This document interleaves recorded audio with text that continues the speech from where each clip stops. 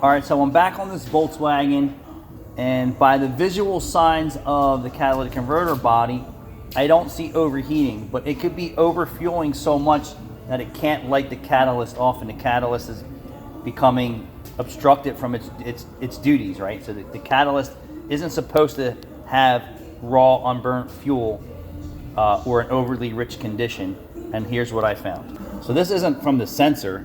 This black soot that's all over the catalytic converter, the O2 sensor, that's in the middle of the catalyst, is overfueling. So it's starting at the engine, the overfueling, and it's coming down, and it's why it was so dark in here is because that fuel is pulling in the pocket in the catalytic converter.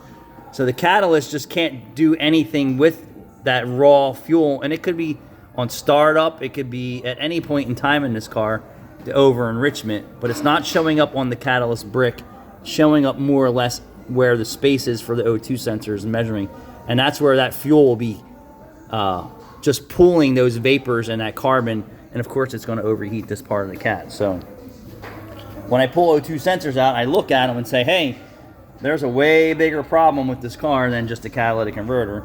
The catalytic converter was the only affected by what's going through it. So if this is way too rich and the converter can't handle an overly rich condition. And I've actually seen them way too lean where they're too lean and they can't handle that overly lean condition and will pitch an efficiency code. And this is exactly what we got going on here. So I didn't pull third position, only the second position in the middle of the cat. But I always say no matter what position I pull, I'm going to find this problem. So the cat is only one of the issues. The second thing is to figure out why it's overly rich, and that's way overly rich. That air fuel ratio that you see right there is probably in the 11s.